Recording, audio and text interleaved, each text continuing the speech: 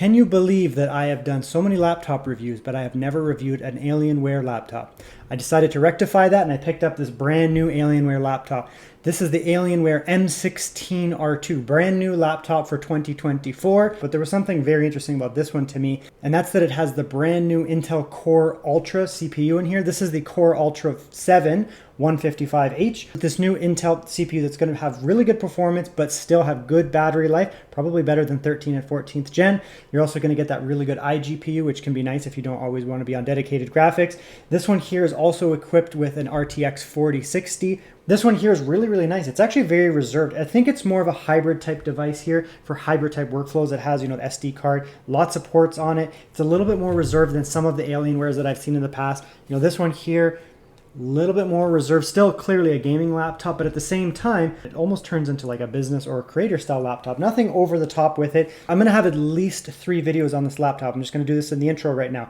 I'm going to have my review here where I do my standard full review of the laptop. I will then have dedicated follow-up gaming videos on this laptop. And then I'm also going to do an iGPU video on this laptop, the 155H. So if you guys want to know what you can do with 155H ARC graphics, well, I'm going to do it on this laptop here. And here it is. I feel like this is part of the unboxing experience, so I'm going to do it on camera. Normally I pre-unbox. No! That was supposed to be some kind of like smooth thing. Give me my satisfaction. Okay, well. Okay, so here we go with the laptop. Before I even take that up, let's get a weight off of it. It was a little bit heavy, but it's like, it's more of a full wattage. It is just a 4060 laptop with a fairly efficient 155H processor, but when it comes down to it, it's going to be leaning more towards, performance than just being super sleek, like, the new G16, new G7, G16, G14, LOL. Yeah, so it's about 5 pounds, a little over 5 pounds actually, 2.5 grams. Okay, so there's the look there. Not too over the top. Sometimes Alienwares can be over the top. This one's not. Got your little alien symbol, probably will light up. Metal lid, actually, it is metal. It's not thick, I can feel, but it is metal. Gunmetal style, which will be good for fingerprints. You're not going to get much. You get those like perspiration, but that just vanishes. Not too bad. Fairly sleek. It's not like a thin kind of squared off laptop. They're going for the rounded style, but it's relatively thin, actually. No taper, not too much taper, just kind of thick, same thickness all the way across there. Not too bad. Some I/O on the back, which is nice. That's actually kind of, I usually find that on Lenovo Legions or the primary laptops that have I/O on the back. So that's nice actually that has it there. So you have your barrel plug, power in, HDMI out. So that's good. All the annoying ports are going to be out here from the back. HDMI and barrel out the back is really nice because otherwise your HDMI is in here and your barrel plug and it's messing with all your stuff. So the 2 big ones are out there. You get 2 more USB-C out the back there, and this one here has display ports. So you actually get your other display out the back as well. And that's a Thunderbolt port. On the right side there, we got a micro SD card, nice. 2 USB-A, and then on the left side, RJ45 and headphone jack. So not bad, actually. You get 2 USB-A, 2 USB-C, Ethernet, and power and HDMI. So pretty good for a relatively thin laptop. And then the bottom there, all metal. You have a nice ring kind of style. That's interesting. Not sure what benefit or negative that makes, but it might be nice for setting it up because you get, rather than having a foot there and a foot there, you actually get some side raising there. Look at the inside there. Also fairly reserved on the inside too. Nice black there. Kind of boring from some of the Dell XPS style laptops. Honeycomb style there, which I'm sure you get some audio out of there. Nice big screen, thin bezels, microphone, camera microphone up top. Not too bad, little Alienware symbol. So you get, the typical Alienware branding out of this here, but it's not crazy over the top. This one here would be nice as a hybrid laptop. People didn't know what an Alienware was. They probably wouldn't even know it was a gaming laptop. So, it has that nice look to it. Very actually reserved. Not a large, giant trackpad or anything like that. So it's kind of like a just very hybridized device there. Not a boatload of stickers or anything. It actually has a little bit of, you can't really see it, but it's actually got a little bit of a sparkle to it. Like right when the plastic was done, they did it once over with like a sparkly type thing. And there's like almost like a gold flake to it that you can't really see it on camera, but it is there. It just gives it a little bit of like a texturing type thing to it. You can't feel it. It's nice and smooth. And it's actually like a soft plastic. Whereas, often these have like a, cheap, a lot of laptops will have a cheap kind of brittle feeling plastic. This is almost like a soft touch. It's a very interesting texture, very smooth.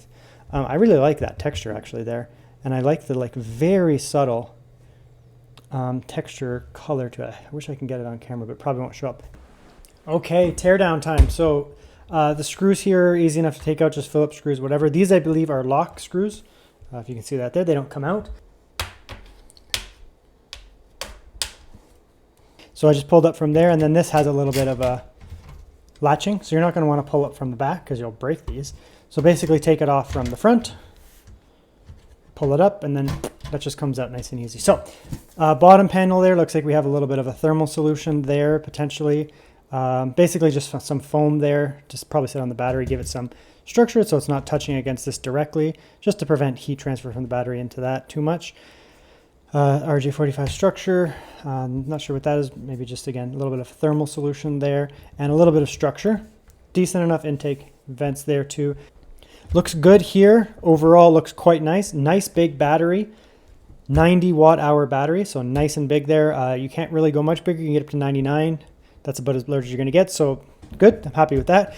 Speakers look okay, we'll see how they sound when we get to the speaker section, but they look all right.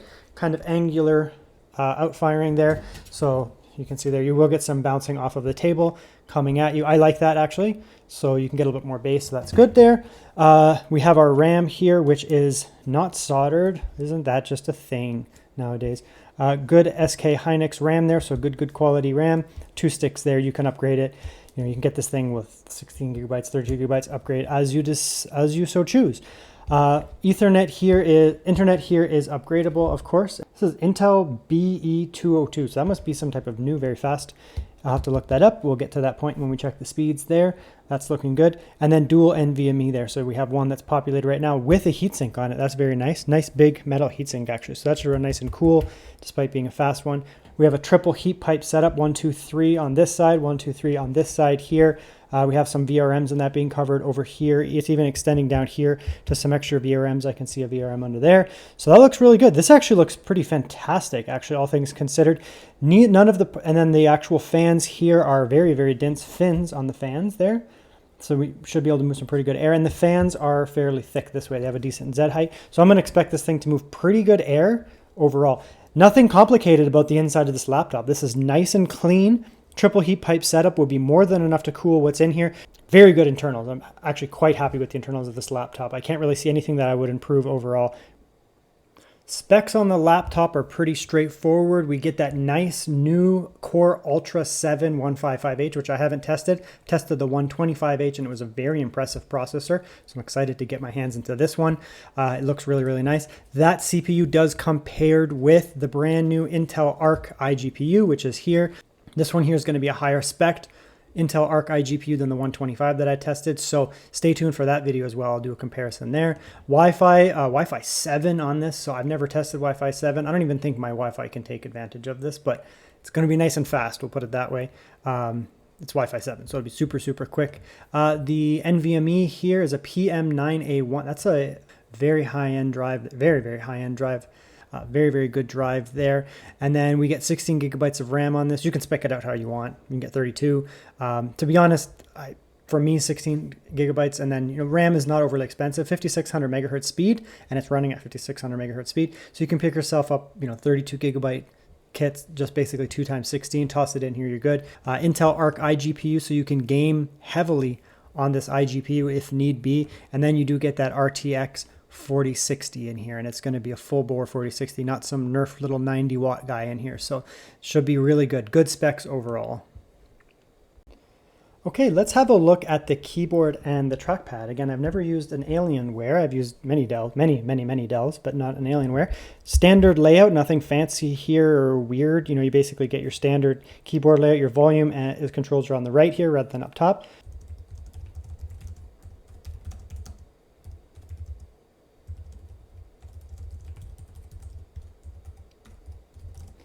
Yeah, that's a really nice keyboard, actually. One of the best gaming keyboards I've used. Yeah, with that really nice soft texture, basically, like this has a nice soft texture to it. These keys are real snappy. Same type of key cap and travel and that as the Asus keyboards, but it just has a little bit more snap. It's very snappy. Now, do I care that it doesn't have a big trackpad? No, I don't need a trackpad that is 17 inches by 17 inches. I don't really actually know why the monster trackpad has taken off. Like, I feel like Apple did it and people were like, oh, that's what we do and it makes it nicer. I don't know. I don't like small trackpads. Like, I don't need a tiny little thing. This is a big trackpad. Like, you're not going to have problems navigating the screen on it. This is a super soft texture I've already talked about, like almost, I don't know, extremely soft. I don't want to get into the texture of the laptop too much, but it's very premium feeling. And this is really nice too. It's not a glass trackpad, but it feels very nice for a plastic trackpad. The click on it, nice and sharp. Okay, so let's have a look at the RGB here. This is that Alien FX software thing. So it has blue by default. Definitely it has RGB. Let's see if we can just, go through the toggles here. I'm sure this will just on off. So low, medium, off. Low, medium, off, or whatever like that. So you have 2 different brightness levels that you can go through there. Alienware color, but I prefer purple. That's a nice color. I like that.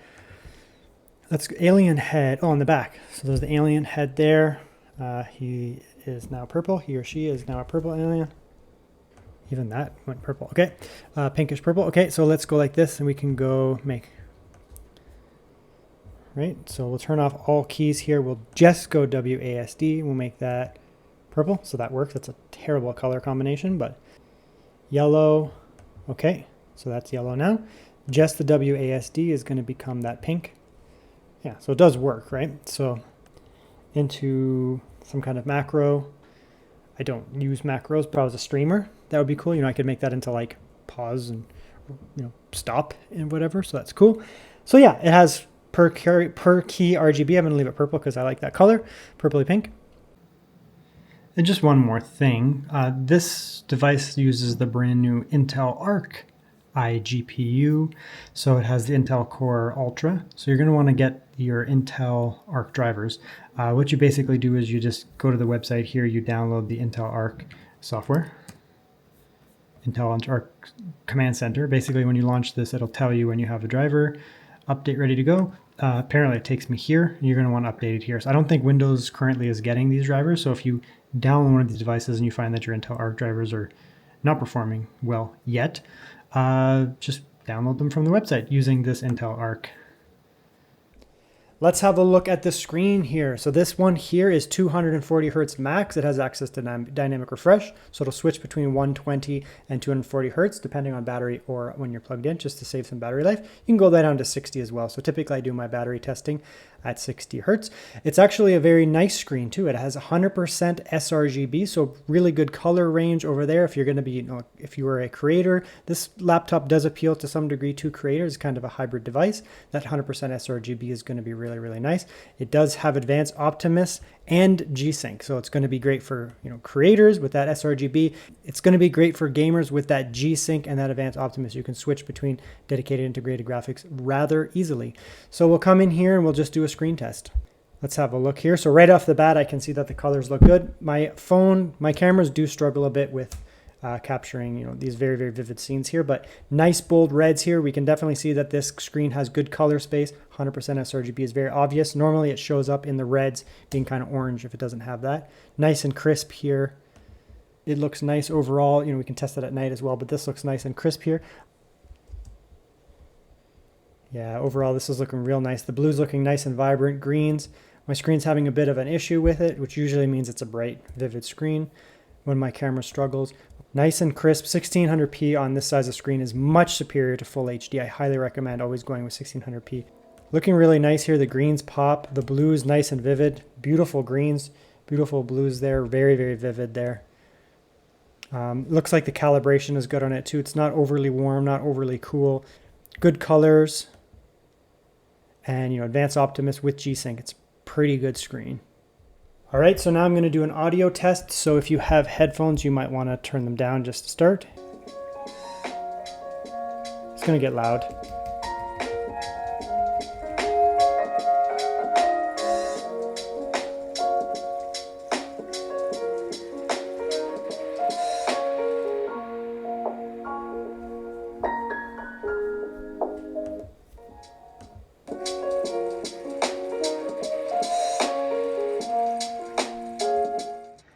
So the audio is pretty good on it. say it's, there are better audio laptops out there. If you're looking at creator laptops, pretty good mid bass and then all the way up to the high end. Nice and clear, nice and loud, no tinniness. It sounds actually quite good, doesn't have that hollow feel to it. So I would overall give these speakers actually a good rating for a gaming laptop based on the physical size of the speakers here. They don't have that low end bass, but they sound pretty good. Not bad for gamers. If you pick this up and you're watching media, you're not going to have any complaints at all about it. I did want to point out that there appears to be two different types of performance scaling on this laptop. So you can come in here and you can go, balanced, quiet that I showed earlier. But there's also this like rage button here. If you press this rage button, it just goes. Like the system just maxes itself out. It doesn't even matter if you're not doing anything. It just absolutely tears. So I'm going to do a test on Cinebench with rage mode here and see what kind of thing it gets there. It's just like I'm not doing anything. It just goes whatever. But I feel like, if I'm on performance, it should give roughly the same long-term performance. Maybe not in a short burst, but it'll just take a few more minutes for it to ramp up. Okay, so here's the noise of my laptop here. My house is not a quiet house, so I don't have like a silent chamber, but you come in here, I'm on performance mode, but it's not doing anything. So, the system is not ripping or anything. And a little bit of fan, but certainly fairly quiet. Obviously, I can go to quiet mode, so let's go like that. Drop down to quiet. Fan is now off. So if there is noise, it's not this, it's just a fan in my house. So completely silent on silent. So this thing, it just makes it go, even if it's not doing anything. So it's obviously very loud. It's not an annoying sound in terms of like the pitch of it, but it is annoying. I don't know why you would use that, because if you're in performance mode, like let's go over here and we'll go, that'll go no matter what. It'll just be maxed out. Let's go into Cinebench here. We'll run some normal. So now the fans are going and the score is not really that much lower and it's so much quieter. Now the fans are kicked up a little bit here in Cinebench, not in rage mode.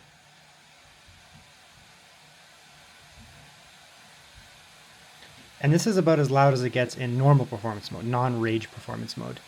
The scores are slightly lower. It sits, you'll see later in the benchmark, you lose about, 800 or 500 off the Cinebench scores. But it's so much quieter. So I guess if you're doing some like massive CPU rendering task, like short burst CPU task rendering, I guess you could throw it in rage mode. But honestly, like performance mode seems fine. The Core Ultra 7 is meant to be more power efficient than the 14th gen offering this year from Intel. And you can see that despite the fact that it is more energy efficient, the Cinebench score here is very good. 18,000 on that rage mode. A little bit of high temperatures, but it's not having too many issues, and the scores are pretty telling here. And then I put it into the normal performance mode, and we only lost a few points here. You can see we're still just skirting 18,000 here on just generic performance mode, and it is quite a bit quieter as well. So a lot of the times, I think you should just leave it in performance mode, normal performance mode. And then moving over here to Time Spy, again, this is that kind of rage mode thing over here. You can see here we're getting pretty good scores.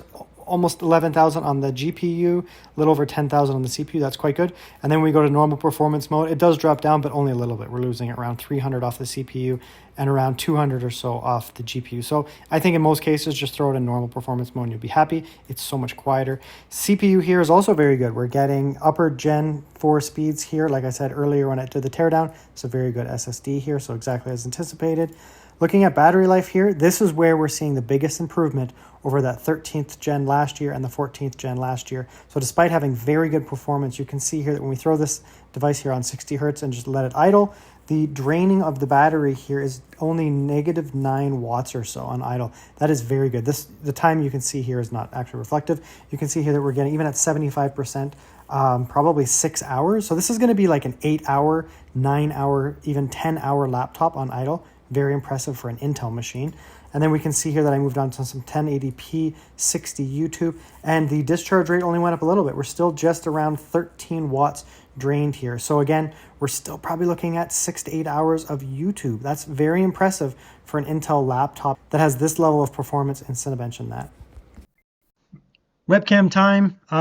Don't have a very easy scene here. I don't have a lot of light off behind me, light off around me. Light shining down, which is actually quite bright. It's doing okay. Actually, it's not bad. This is a very gamer laptop type webcam here. It's not going to absolutely have, 1440p high polling rate. But for a gaming laptop, more than enough, you know. Okay, here we are in Baldur's Gate. 1600p native ultra. And I don't think we're going to have too much of an issue in this game here. Indoors, I mean, you're just going to be able to let it rip. This is the game maxed out at 1600p. This game is fairly CPU heavy as well. It's both CPU and GPU heavy, both. But this 155H should be up to the task. Okay, here we are in the city of Baldur's Gate. We might see a bit of a performance drop here. It's very demanding, yeah. I don't expect it to perform well at Ultra in the city, but you can see that GPU just getting slammed up there now. We're at 120 watts, so it's really putting power in there when needed. It's actually performing pretty well. We're getting good performance there, considering where we are in this game. It's a very demanding game in a very demanding area. Okay, now we have balanced DLSS here. Yeah, it's going to run well. You'll get some lows you can see up there, but that's to be expected. Baldur's Gate is very demanding in the city. You can see that there. Still doing very well on performance, on silent mode. 62 on average. The lows aren't terrible for this game because you'll get little dips here and there. But the 1% lows are good. Those 0% lows are usually just like pop in. When a new NPC loads in, sometimes you'll get dipped. But okay, so what do I think of the Alienware M16 R2 brand new for 2024? I think it's worth it. I think it's a really nice laptop. Dell didn't send me anything. This is not a review unit. I took my wallet, I took out my credit card, and I bought this off of Dell. And I can tell you that, you know, I have people in my comments who are wondering if this is worth it. As someone who has purchased this laptop, this is my laptop, I bought it. I think that it is actually worth it. The price is not outrageous. If you look at some of these other laptops that are coming out for 2024 from certain brands, their prices are pretty spicy, pretty spicy. Given the price of this laptop, I think that it's very compelling. There's not much that I would really be able to change with this laptop, if anything, considering what it is and how much it costs. It's kind of just a very well-rounded laptop. It's got a really nice screen, very nice screen, great keyboard. It has a nice trackpad. The audio is good on it. The build quality of the device is actually very premium. It's nice and sleek too. Like, it does have a little bit of a gamer accent to it, but it's not over the top. But for what it is, for price, I don't really think there's much that you could do to improve this laptop. I mean, I paid 2,000 Canadian dollars plus tax, obviously. That's about 1,500 American dollars, somewhere around there, 1,550 American dollars, for a laptop that had just come out, like that day. With the brand new Core Ultra CPU in it as well. I mean, the only way you could really improve this laptop is to charge more money for it. Dell could charge more money for the Alienware laptop here, and then they could put like a 4080 into it or something, and a vapor chamber, But then you're just paying more money. For what it is here, for the price of the laptop, I think it's very compelling. The Core Ultra CPU here has improved over last year. You're going to get excellent battery life out of this laptop to rival AMD's best CPUs as well, but you're still going to get really good performance on that CPU, actually staggeringly good performance on that CPU, despite the fact that it's also able to sip battery as well. You can throw this thing on balanced mode or even silent mode and still get really, like actually really good performance out of it. For me, I don't necessarily want my fans to be absolutely ripping all the time. Sometimes, sure, but a lot of the time, you know, I'm just going to throw this thing into balance mode, throw this thing into silent mode, and still get excellent, like really excellent gaming performance out of it, despite the fact that the fans are actually quite quiet. But even if you look at the price right now, basically like a week or two after launch, I still think it's compelling. There are other brands who have just kind of announced some of their laptops and put their prices out there, and wow, some of them are really expensive, and they're not going to perform even as good as this laptop. So, price as it is right now, I think if you're interested in this laptop, I think it's pretty compelling. Everyone has a different budget, so it's going to depend on the person. You know, there may be sales in the future, but I'm actually confident with this laptop. It is very nice. The performance is outstanding. It's nice and refined. I don't really see anywhere where I could improve this laptop like at all without potentially just dumping more money into it. Great laptop, very happy with it. This is my first Alienware that I've ever reviewed on my channel. Hopefully, the trend continues. This laptop is awesome. I hope that Dell keeps putting out really nice Alienware laptops that offer a lot of value for the consumer. This one is a winner. M16 R2. Definitely check it out. New for 2024.